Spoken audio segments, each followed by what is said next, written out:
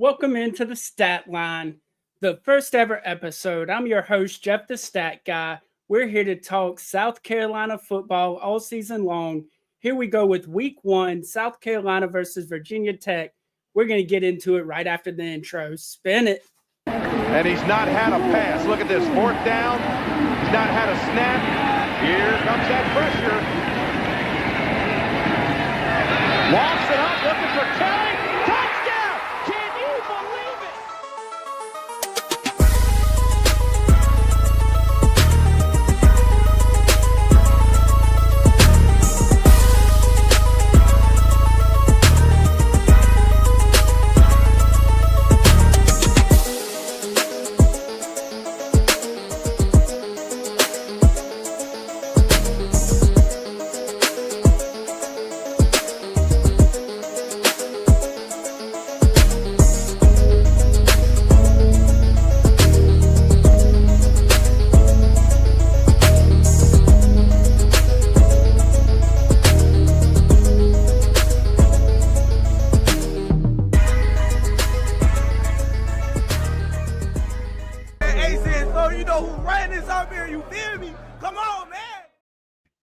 You know who runs this 864 up in here. What's going on, everybody? Look, all season long, I'm be joined by former players, South Carolina fans of opposing teams. It's week one, so we called our guy Carter.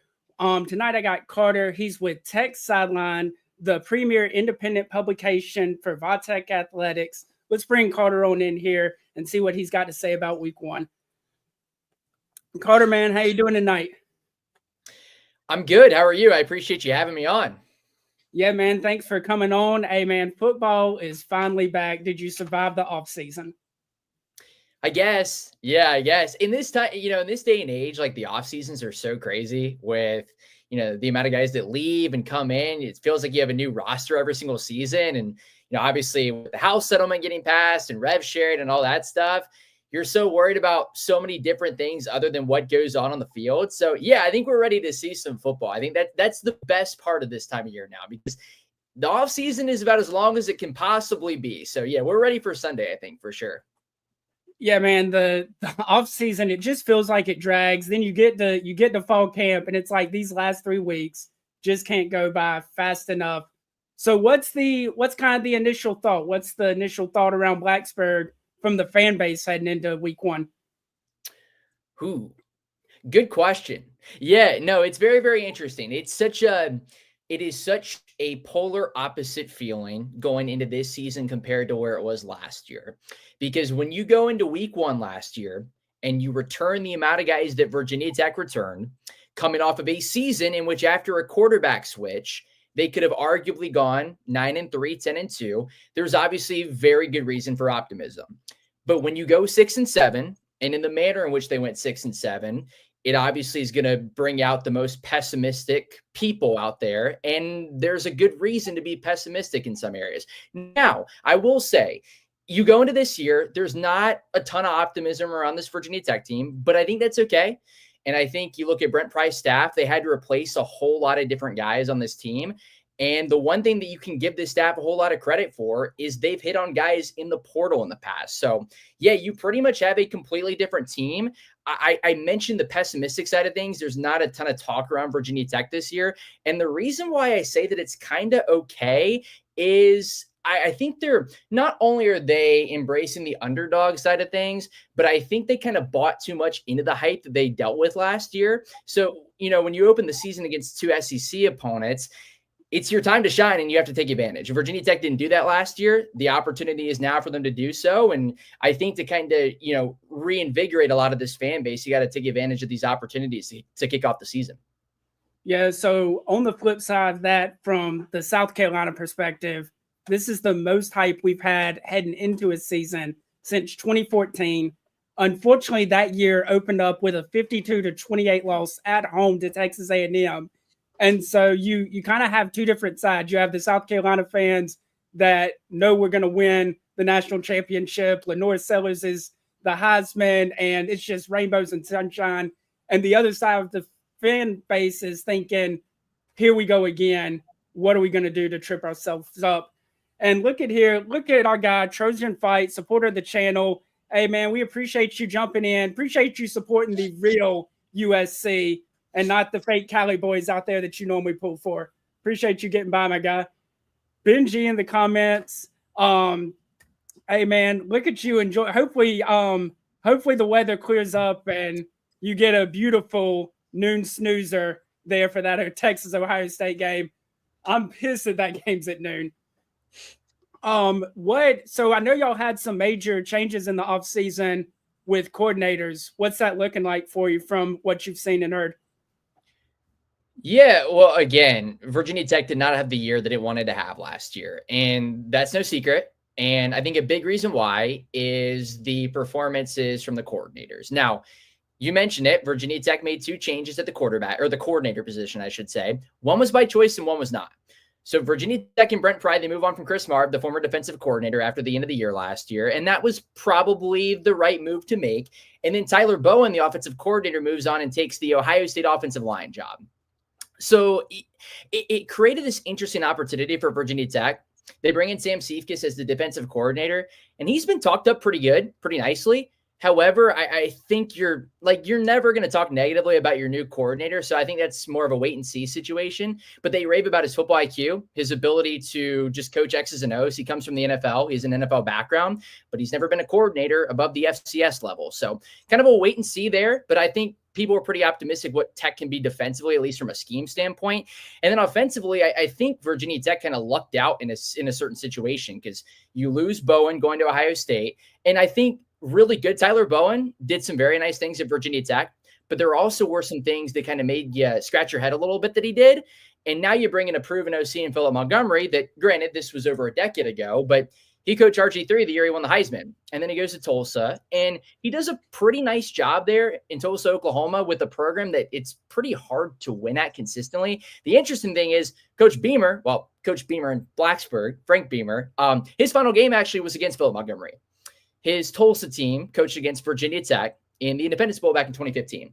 So he's got experience at Baylor, at Tulsa, and then he's the offensive coordinator at Auburn a couple years ago. And their numbers weren't good, but what Auburn offense has put up good numbers over the last 5 years. So I think that you kind of take that with a grain of salt. So I think they upgraded to both coordinator positions, particularly at the OC spot. So there is some optimism around what he can do, what Sam Seifkes can do. And it is a wait and see type of scenario, but I think we're kind of going to see pretty immediately what those two can bring to the table. And again, when you kick off with 2 SEC opponents, there's no slowly dipping your toe in the water. You're jumping into the deep end. So yeah, curious to see how that all shakes out, but I do think there is some optimism around those 2 spots for sure. Yeah, doing my research on the game, I was really excited to see the Philip Montgomery hire at OC, especially with y'all's quarterback. I think it's just a natural good fit. Just my damn opinion, getting in on the comments. Do you think that South Carolina is going to cover the 7.5, or do you? Yeah, I think so. I mean, I guess not to get into my prediction too much, but yeah, I think they'll win by 10, 11 points. It's no secret that one of the big reasons why Brent Pry and Virginia Tech have struggled in 3 years is they are 1-12 in 1-score games. So Virginia Tech doesn't win 1-score games. So I think it actually would be a good thing for South Carolina if they cover the 7.5-point spread without losing outright, because that probably means they win the football game. So yeah, the Hokies have struggled in 1-possession games, 1-12 over the last 3 years. They struggled mightily in that situation last year, struggled in overtime last year, lost both overtime games at Syracuse and Vanderbilt. So I do think they'll cover the spread, but I do think it will be a close game too. Like, I don't think it's going to be this 3-touchdown thrashing, but I think they will slightly cover that spread. Yeah. How will Carolina replace all the talent they lost last year? Eric, that is a question that is a wait and see answer. South Carolina losing 3 defensive tackles to the NFL, the SEC defensive player of the year in Kyle Kennard, and then also somebody that should have been a first-round draft pick in Nick Imimore, who ended up going in the 2nd round. So losing 5 key pieces off the defense, as well as both of our starting linebackers, we are definitely going to see. They say they've reloaded. South Carolina hit the transfer portal hard, especially in the linebacker room and at the D-tackle position. And then we always feel like we've had the depth in the secondary. But that could be an area for Vitek to take advantage of all the new starters along the defensive front for South Carolina. Hey, appreciate you getting in. South Carolina by 21. Hey, I would love to see South Carolina by 21. Sign me up. What's kind of your thought? What is something that you're most looking forward to seeing from the offense, I guess, under the new system of Philip Montgomery? Yeah, I think more so it's about Kyron Drones. He's entering essentially his third year as the starter at Virginia Tech. He wasn't healthy for the entirety of the second half of the season last year, and he took over as the starter in game 4 2 years ago. So hopefully we get a full season of Kyron Drones. And, Kyron's kind of mentioned this over the last couple of weeks.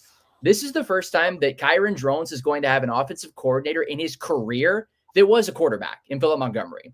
His previous two, an offensive lineman in Tyler Bowen, and then Jeff Grimes, who I believe is now the offensive coordinator at Oklahoma, or at Wisconsin, I should say, was his OC at Baylor. He was also an offensive lineman. Philip Montgomery also had a prior relationship with with Kyron Drones. He recruited him to Tulsa back in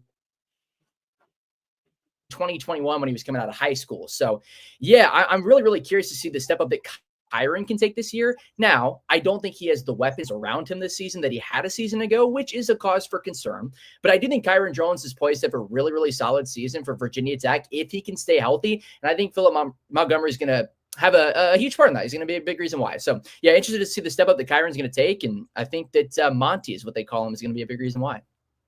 On that offensive end, you said that he doesn't have the weapons. Who are some names that maybe fans don't know that they should get to know to expect some serious things from on the outside?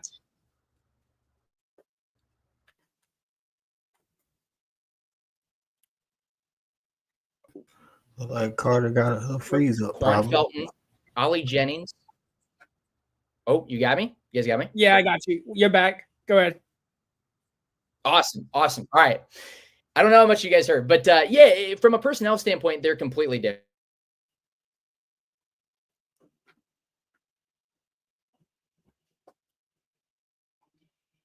Drop you backstage for a second, Carter. We'll drop him back, see if he unfreezes and comes back. With Nick Carber taking track off this season be a benefit? Have you heard any positives? He's somebody that people are really excited to watch. He's been a really, really good player at Wake Forest over the last couple of years when he was healthy. So if he can stay healthy, he will be a big piece. Isaiah Spencer is somebody that comes in from Jackson State that has played over, I want to say, 700 snaps in his collegiate career. So he's somebody that, though he's coming from the FCS level, if his play translates to the ACC level, he's another guy.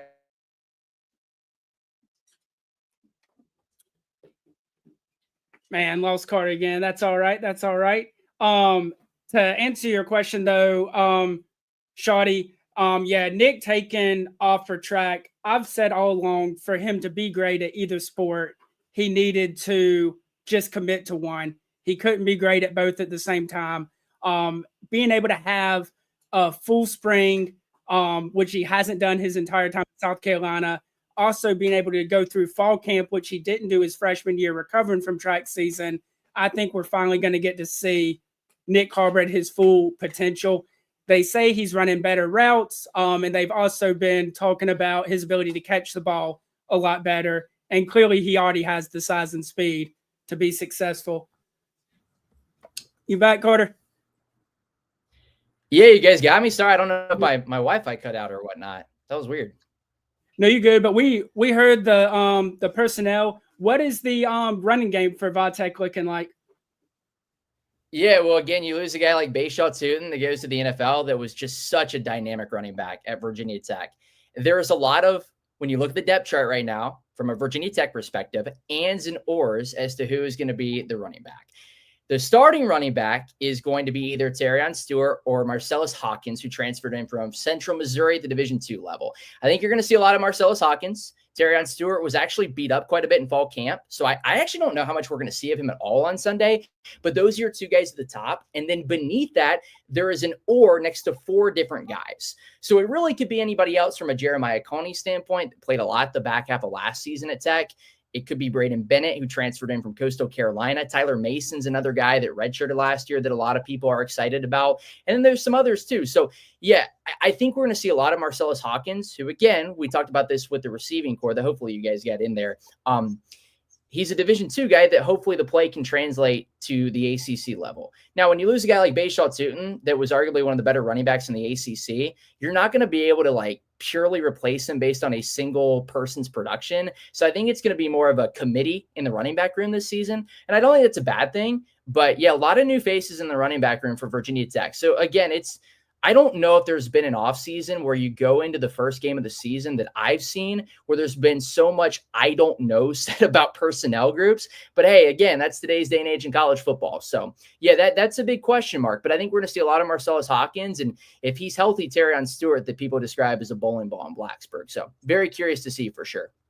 And that's going to be interesting because while it was better last year, the previous 3 years, South Carolina was very susceptible to getting beat up on the ground and could be very key for Vatek if they want to get the offense rolling, moving the ball down the field, to establish a running game early.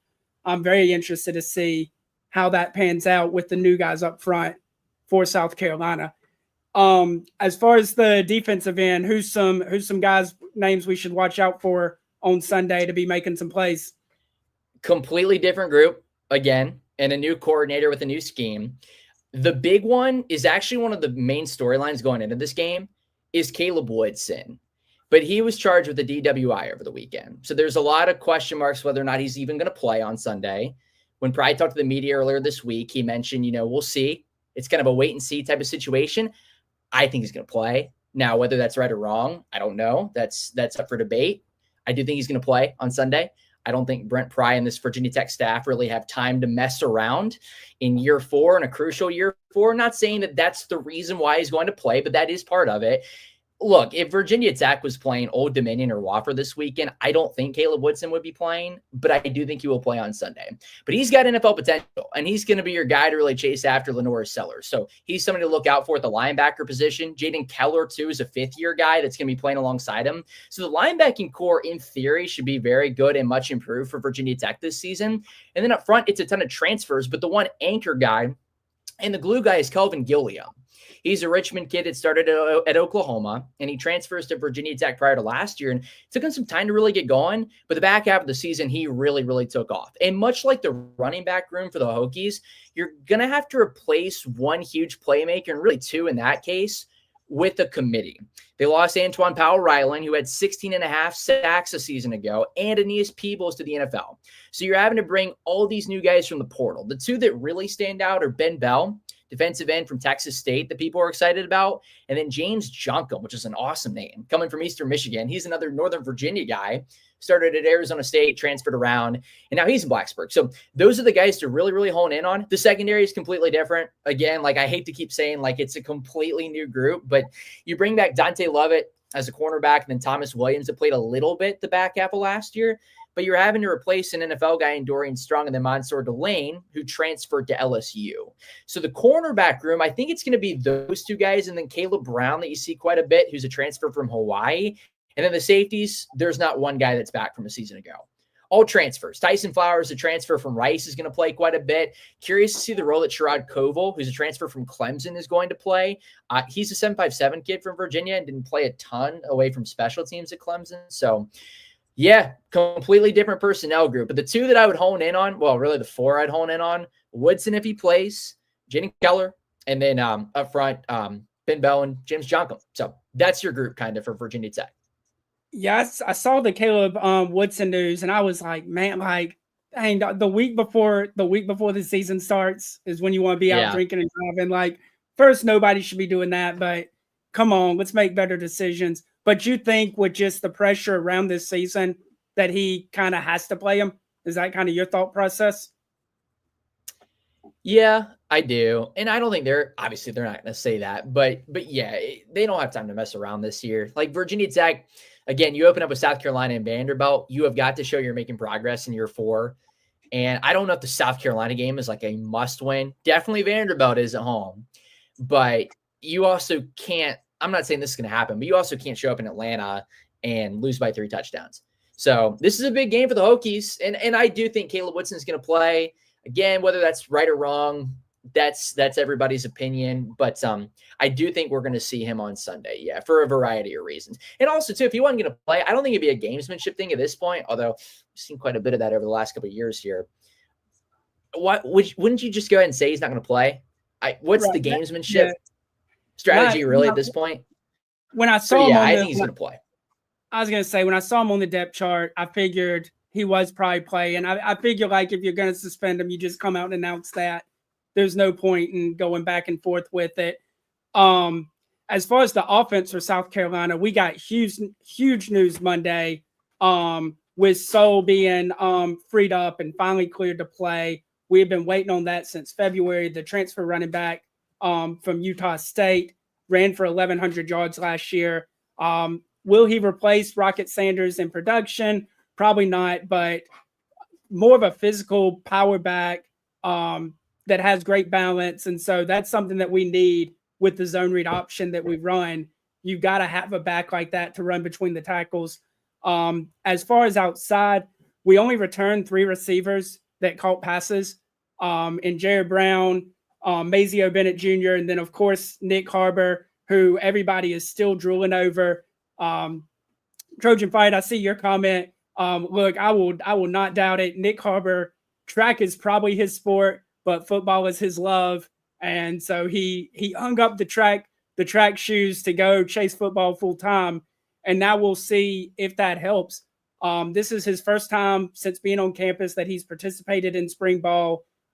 He didn't even participate in fall camp as a freshman, so he got to go through that. So we're expecting big things from him this year.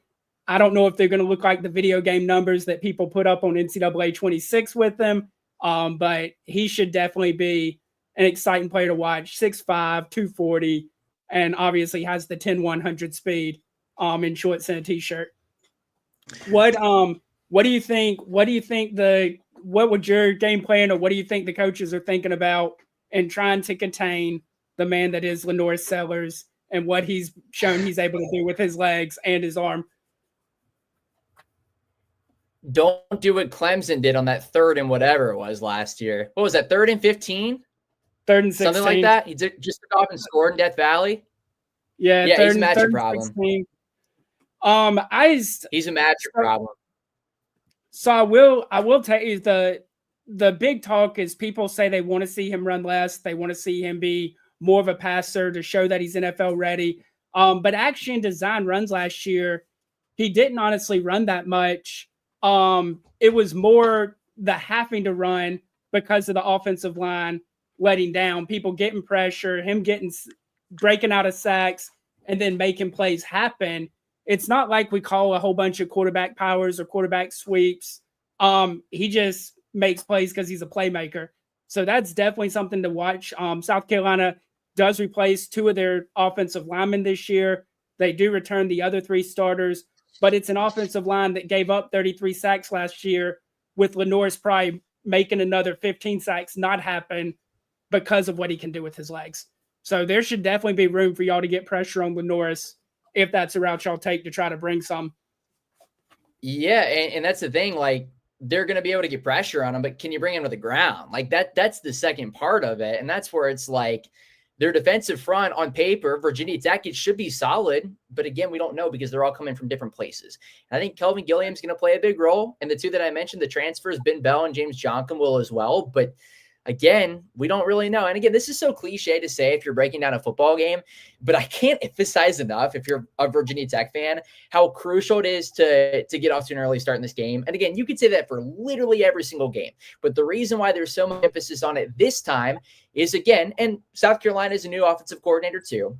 But again, you're bringing in a defensive coordinator that hasn't coordinated a football game since he was at Wofford in 2021, I believe.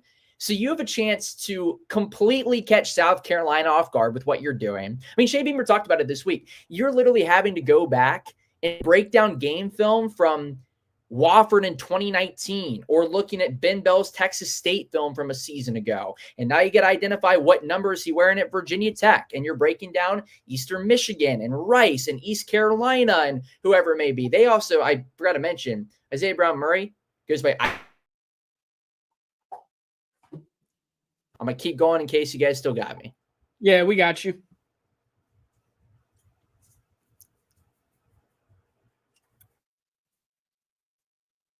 And we don't.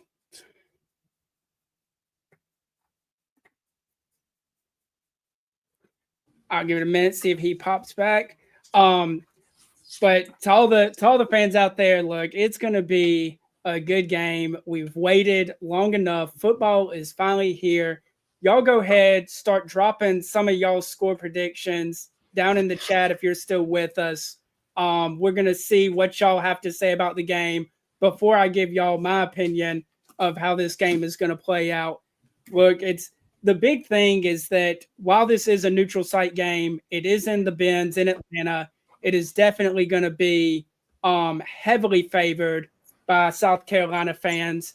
There's Carter. What's going on? You back? I think so. I don't know what's going on. My Wi-Fi is typically pretty good, so I'm sorry that it keeps on. I'm sorry that it's bugging out for me. No, you good, my friend. You good. So yeah, we were hearing you. You were talking. If you want to keep going with the statement you were making, or if you want me to ask you another question and kick it back off with that. Yeah, I can get. Where did it cut off for me? We were talking about, I think, all the new guys and opportunity to strike first and the need to. The opportunity to strike first was so obviously with all this new personnel that's so hard to prepare for, and with the new coordinator that you're having to go back to game film from 2021 for, you got to find a way to score first and strike early and strike fast. Same with the offense too. All these new guys and a new coordinator. I mean, Shane Beamer, it's a little bit easier to dissect what Philip Montgomery's going to do because he's been a coordinator, and recently, he was at Auburn 2 years ago. But with all these new faces and new people behind the scenes, that's where Virginia Tech really could have an advantage in this game, because even Mike Shula, who's your new offensive coordinator, was in the program last year. So there's that sense of things too. You gotta find a way to start fast in this one. And again, it's cliche to say, but with all the new faces, you got to take advantage. And for us, with Mike Shula taking over, I think a lot of Gamecock fans are hoping that Mike Shula has Lenore Sellers looking like 2015 Cam Newton from the Panthers. Now, whether that happens or not is to be seen, but that obviously is the season that everybody is licking their chops about.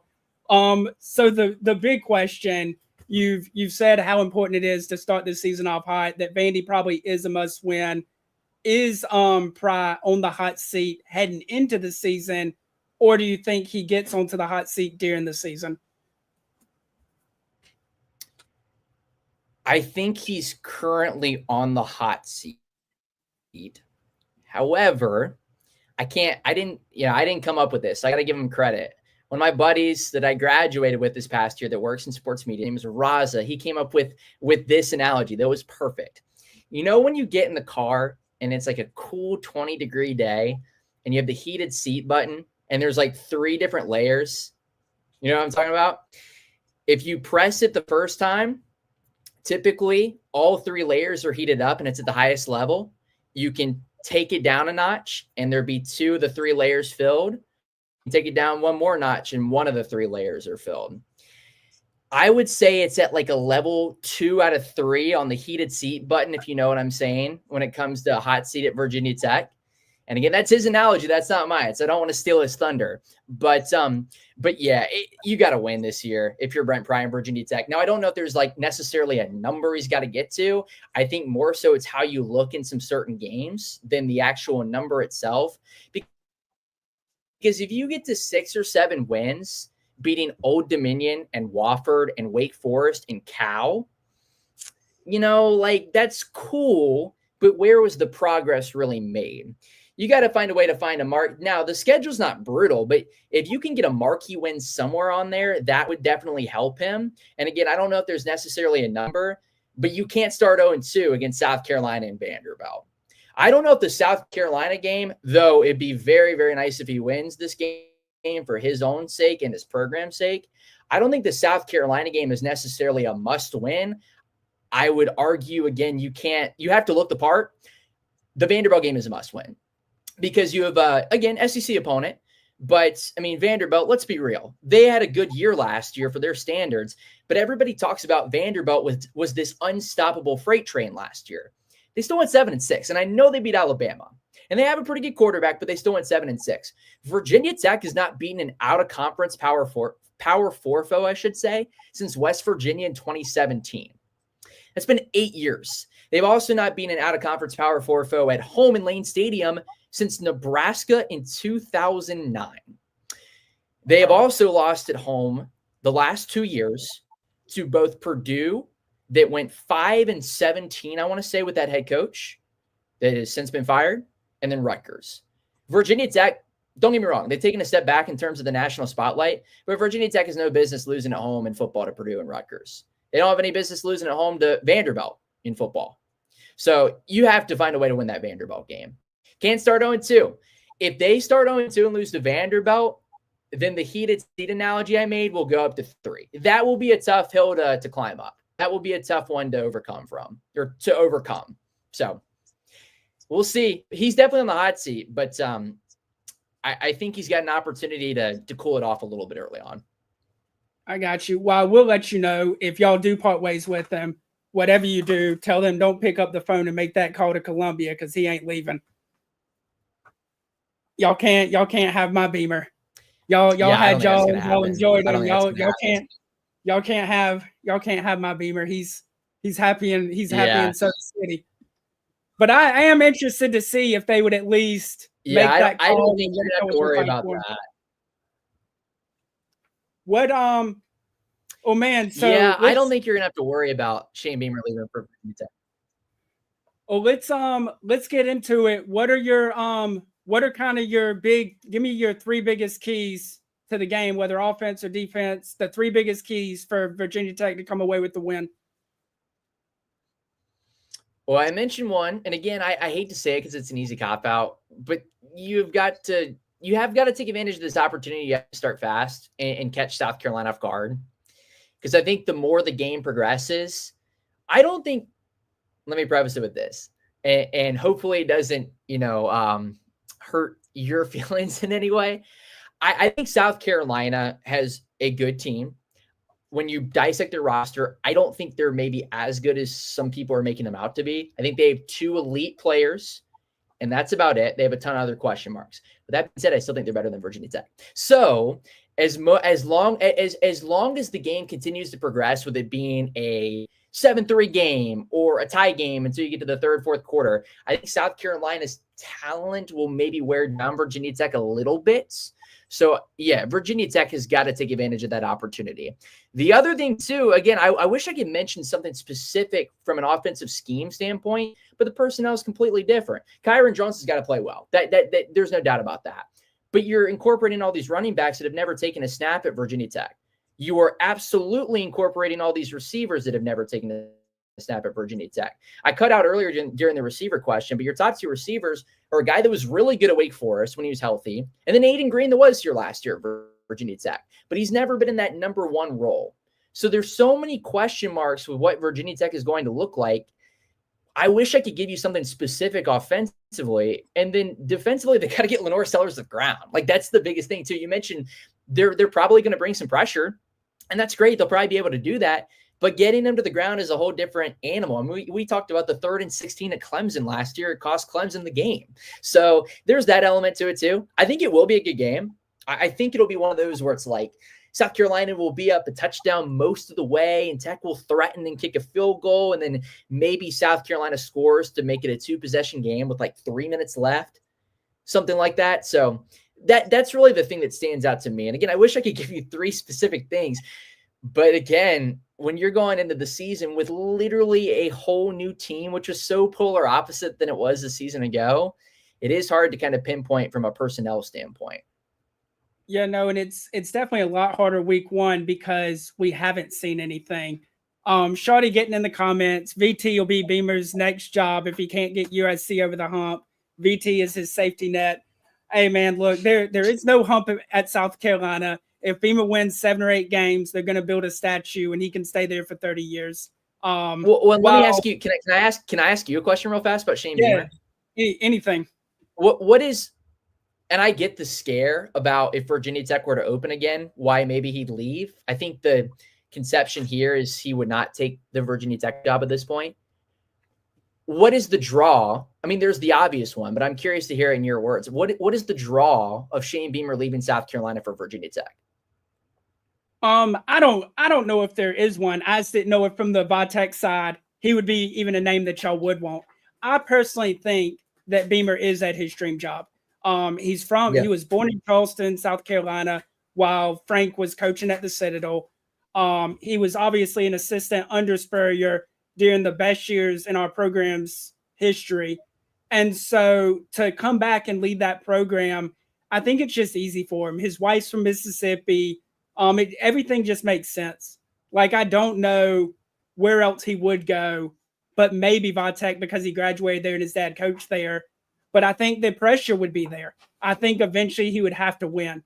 As long as he's winning 7 and 8 games at South Carolina and beating Clemson every couple years, he's fine. They're never going to get rid of him because we don't have the same expectations from the overall standpoint of we need to get to 10. We need to get to the playoffs. Like the 9-3 last year probably bought him another 4 or 5 years. The fact that we're recruiting at a top 15 level is buying him more time. There's just never a rush to be like, you have to win more than you're winning or we're going to fire you. I just don't see that as an expectation at South Carolina, whether it should be or not. Personally, I'm cool with 8 wins because that's just who we are. We've only won 10 games 4 times in our entire program's history, and 3 of them were from Spurrier. So it's just not who we are as a program. Yeah, that was well said. Yeah. But I just don't see that. Obviously, his dad being a legendary coach here and the fact that he played here, and then he, is from Blacksburg. Yeah, I think that's cool to him. But you mentioned it earlier. I think he's equally grateful and appreciative for Virginia Tech, and he probably doesn't really even want to be coaching in this game, to be honest, even though he can't admit that. But I think he wants to pave his own path too. Like I just don't. And you mentioned it. Would Virginia Tech fans want him back? Absolutely. Yeah, there would be 90% of the fan base would be clamoring for Virginia Tech to hire Shane Beamer. It's what happened last time. But that was always a topic of conversation. But Shane had not proved it anywhere. Like when when Frank Beamer retired, Shane Beamer had only been an assistant. He had been at South Carolina for a little bit, and then he came here and was an assistant at Virginia Tech. But at that point, I mean, you're going off a last name. And then he goes to Georgia as an assistant and Oklahoma as an assistant. But now he's shown he can win in the SEC at South Carolina. So now there's this like huge emphasis like, oh, Virginia Tech should hire Shane Beamer. They should. But I don't think that's going to happen because I don't think he'd be interested. And he probably shouldn't be. I understand why he'd want to pave his own path. So you mentioned the pressure thing too. He's got pressure at South Carolina. There's no doubt about that. But yeah, I just, as much as people would love to see it, I don't really see it happening at Virginia Tech. I think the pressure is a lot different though, based off of what his dad did in his illustrious career at Virginia Tech. Like, I mean, Frank is one of the GOATs when you look at coaching. It's like, how do you go and try to replicate what your dad did? The only thing you can do is fall in your face. So as far as from the South Carolina perspective, kind of the keys to the game, we really have 2. And it'll be that way for most of the SEC season. And it all comes down to the line of scrimmages. Can the D-line prove that they once again can stop the run? Again, replacing 3 starters across the front. They are bigger. They weigh more. They say they're stronger in the weight room. But can that translate onto the football field? Because you're replacing 2 and 3-year starters and guys that were in the program for 4 and 5 years. And then on the offensive side, you're replacing 2 starters across the O-line. You gave up 33 sacks last year with a quarterback that probably saved you from so many others. Can your O-line give Lenoir's time to make plays downfield? And can they hold up and allow you to establish the run to kind of hold some of the pressure off from people just pinning their ears back and coming after Lenoir's as well? And so those are going to be the 2 keys for this game, especially with how many new players that we have across both of those fronts and what this game will end up looking like. Other than that, let's go ahead and get into it. Give me Give me your prediction. Obviously, the latest spread was South Carolina by 7.5. Give me a score prediction if you can for the game Sunday. Yeah, I'll go South Carolina like 31-20. I think it will be a good game. I think it'll be very back and forth. I think South Carolina will have like that 3 to 7 point lead throughout. And then there'll be, I can envision it. There'll be like a 3rd and 6 with like 2.5 minutes left to go. South Carolina's up 4, driving, and they convert, end up scoring on the drive, and they win by 2 scores, and they take an 11-point lead with 2.5 minutes left. And essentially, obviously, at that point, the game's wrapped. So, yeah, I'll say South Carolina wins like 31-20. I wouldn't be – let me word it this way. I wouldn't be shocked if Virginia Tech won the game. I would be surprised. But, again, we just don't know. So, yeah, I'll go South Carolina by 11, 31-20 down in Atlanta. And now with that 31-20, do you feel that that's competitive? Do you feel like that's good enough for Brent Pry to have proven that they're going to be competitive this year and that maybe he is taking a step forward? Do you think that's enough, or do you think the game needs to be a 3-point game, or they need to cover the spread? No, I mean, I think once you start judging like how many points you lose by or whether or not they covered the spread, you get yourself in trouble. I think more so, I think it's more about week 2. You know, yeah, you stay competitive in the South Carolina game. They have to beat Vanderbilt again. They just have to beat Vanderbilt at home. So, yeah, it'll be interesting. We'll see. But, yeah, I don't think he'll be judged just on the South Carolina game. But, again, he does need it to be a competitive game. And that would be a competitive game. If you're up by 4 and you end up scoring to make it a 2-touchdown game with 2.5 minutes left, I would say that's a competitive game. But we'll see, I guess. I did think it will be an intriguing question as the year goes on. And because of Virginia Tech's schedule, we're going to know a whole at the end of September, because not only do they open up with 2 SEC opponents, they have to go to NC State at the end of the month. So, yeah, I would say that would be competitive enough. But I think more so, again, you can't really judge based on points and point differential and the spread. I think it'll be more so the result of the next weekend's game, how Virginia Tech looked from start to finish, and how they look really the rest of the month too. Awesome. Also, for me, I will go ahead and give you my call of the game. I fully expect the first play of the game to be a shot to Nick Harbor. Whether we get the ball first, whether y'all get the ball first, the first snap that we take on offense, I fully expect a deep ball to Nick Harbor.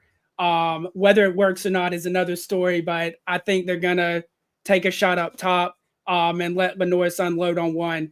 For me, I've gone back and forth. I've had some crazy things running through my head, but I finally decided on going South Carolina 34-17 to cover. I think they win kind of handily. I think the first quarter is kind of close, and then second quarter we kind of pull away a little bit, and then in that second half, I think is when you see some of the depth that South Carolina has on offense and in the secondary. I think will allow them to pull away and kind of win comfortably. Yeah, it'll be a fun game. And I'm glad it's in Atlanta too. Virginia Tech hasn't played a game in that new stadium, so I'm excited to see it. Are you getting to go? Are you going to be at the game Sunday? I'll be down there. Yes, sir. Yes, sir. So driving down Saturday, and hopefully we'll get down there early enough where we can watch some football, because I know you guys will be paying attention to it too. But LSU Clemson obviously is a big deal, and it is for the ACC too. So definitely want to watch that game. And then, yeah, looking forward to it on Sunday afternoon. So be a good time. I will let you know. The Benz is such a cool place. Me as a South Carolina fan, I'm pissed that the game is in the Benz. I want a trip to Blacksburg. I want a night game in Blacksburg. I need to experience Enter Sandman once in my life. And so we do have a home and home scheduled in, I believe, 32 and 34. So I'm hoping that doesn't get moved. But I really was hoping that this current home and home that we had, that they were going to do it. And then they moved the game to Atlanta. And I was like, man, I just can't have nothing nice. So, Carter, I agree with you. I wish it was in Blacksburg too. Yeah. Well, tell the people out there where they can find you and where they can catch you out at. Yeah, so right now I'm doing a couple of different things. So yeah, still in Blacksburg, just graduated this past May from Tech. And so as you can see on the screen right there, I'm still doing some stuff with Tech Sideline on techsideline.com. And then doing stuff with the Tech Sideline podcast. And then we do a couple other videos too throughout the week. So involved there. And then a couple other things coming up there too. So that's techsideline.com. And then at Tech Sideline on Twitter, or X, I guess. I still say Twitter, but X, I guess. And then my personal Twitter is at CBHill_03. So, yeah, be talking Virginia Tech sports all throughout the fall. So hopefully football will get off to a good start, and we'll have a lot of good things to talk about, because last year at times was a little bit depressing as the year went along. So, but yeah, techsideline.com. So I appreciate you having me on. Sorry about the whole internet lag, and I don't know what happened. So I apologize for that, but I appreciate you having me on. No, man, I appreciate your willingness to come on and talk some football with us. We're definitely glad that it's back. Man, I'm the stat guy. We're here with the Stat Line every Thursday talking South Carolina football. But end of the day, this is the Fanatic Sports Network. You can find us 4 days a week right here at 8 p.m. Eastern. Mondays, we got me and Coach I doing a reaction from the weekend prior. On Tuesdays, you have Respect the Hedges, a bunch of Georgia boys talking about them dogs. And then on Wednesdays, you got Snap Count, where we're doing our previews and predictions. So y'all be sure to check us out all season long. For Carter, I'm the stat guy, and this has been the Stat Line, and we're out of here. Peace.